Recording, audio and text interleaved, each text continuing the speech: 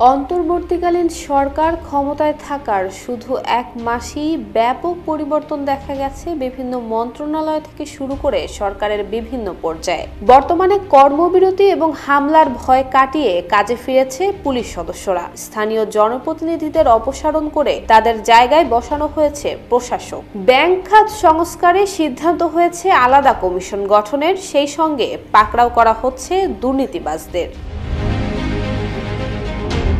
বৈষম্য বিরোধী ছাত্র আন্দোলনে শিক্ষার্থীদের পাশাপাশি প্রাণ হারিয়েছে পুলিশ সদস্যরাও, যার ভয়াবহতা আরও তীব্র রূপ নেয় সরকার পতনের খবর নিশ্চিত হওয়ার পর।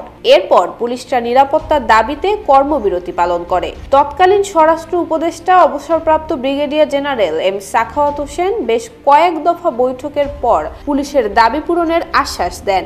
এ অবস্থায় 11 আগস্ট কর্মবিরতি প্রত্যাহার করে থানায় ফেরেন পুলিশ সদস্যরা। গত এক মাসে সরকারের প্রশাসনে ব্যাপক রদবদল দেখা গেছে। স্বরাষ্ট্র, জনপ্রশাসন, স্থানীয় সরকার সহ বিভিন্ন মন্ত্রণালয়ের নতুন করে বদলি, পদায়ন এবং নিয়োগ করা হয়েছে কয়েকশো ঊর্ধ্বতন কর্মকর্তাকে। অনেকেই হয়েছেন বিশেষ ভারপ্রাপ্ত কর্মকর্তাও। বাধ্যতামূলক অবসর দেওয়া হয়েছে আলোচিত পুলিশ কর্মকর্তা মনিরুল ইসলাম, ঢাকা মেট্রোপলিটন পুলিশের সাবেক কমিশনার হাবিবুর রহমান, রংপুর মেট্রোপলিটন পুলিশের কমিশনার মোহাম্মদ মনিরুজ্জামান সহ আরো অনেক কর্মকর্তাকে। 250-টিরও বেশি ডিজাইন অপশন নিয়ে ওয়ালটন স্মার্ট ফ্রিজ, বোঝে আপনার প্রয়োজন। সরকার পতনের পর বড় পরিবর্তন এসেছে বিচার বিভাগেও। গত 10 আগস্ট পদত্যাগে বাধ্য হন আওয়ামী লীগ আমলে নিয়োগ পাওয়া প্রধান বিচারপতি ওবায়দুল হাসান। আপিল বিভাগের অন্যান্য বিচারপতিরাও তার সঙ্গে পদত্যাগ করেন। এরপর নতুন বিচারপতি হিসেবে শপথ নেন আপিল বিভাগের বিচারক সৈয়দ রেফাত আহমেদ। একইভাবে আপিল বিভাগে নতুন আরও 4 বিচারপতিকে নিয়োগ দেয়া হয়।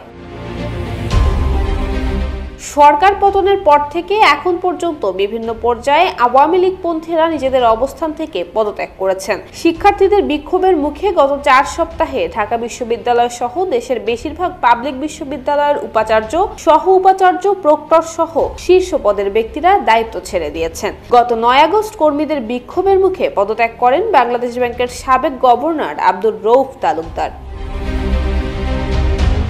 অন্তর্বর্তীকালীন সরকারের প্রধান উপদেষ্টা হিসেবে শপথ নেয়ার আগের দিন ডক্টর মোহাম্মদ ইউনূসের সাজা বাতিল হয়ে যায়। সাজা বাতিল হয় বিএনপির চেয়ারপারসন বেগম খালেদা জিয়ারও। ব্যাংকিং খাতের টেকসই সংস্কারে ইতিমধ্যে আলাদা ব্যাংকিং কমিশন গঠনের সিদ্ধান্ত নিয়েছে সরকার। এছাড়া লুটপাটের শিকার হওয়া বেশ কিছু ব্যাংকের আগের পরিচালনা পর্ষদ ভেঙে দিয়ে পুনর্গঠন করা হয়েছে, যেগুলোর মধ্যে বেসরকারি খাতে সবচেয়ে বড় ব্যাংক ইসলামী ব্যাংকও রয়েছে। সরকার পরিবর্তনে বাংলাদেশের শিক্ষাক্ষেত্রেও নানান পরিবর্তন লক্ষ্য করা গেছে। চলতি বছর 9ম শ্রেণীতে বিভাগ বিভাজন তুলে দিয়ে নতুন যে শিক্ষাক্রম আওয়ামী লীগ সরকার চালু করেছিল, অন্তর্বর্তী সরকার সেটিতে সংস্কার এনে আবারও বিজ্ঞান, মানবিক এবং ব্যবসায় শিক্ষা শাখা চালু করার সিদ্ধান্ত নিয়েছে। শেখ হাসিনা ক্ষমতাচ্যুতির পর মাত্র 10 দিনের ব্যবধানে সিটি কর্পোরেশন, পৌরসভা, জেলা উপজেলা মেয়র এবং চেয়ারম্যানদের অপসারণ করে প্রশাসক নিয়োগ করেছে অন্তর্বর্তীকালীন সরকার।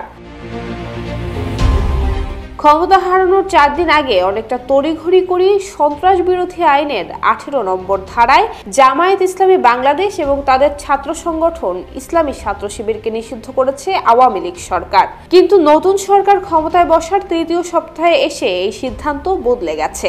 বাতিল করা হয়েছে আগের প্রজ্ঞাপন। ফলে দলটির নেতাকর্মীরা আবারও সক্রিয় হয়ে উঠেছেন। সারা দেশের পাড়া মহল্লায় তাদেরকে জনসংযোগ করতেও দেখা যাচ্ছে।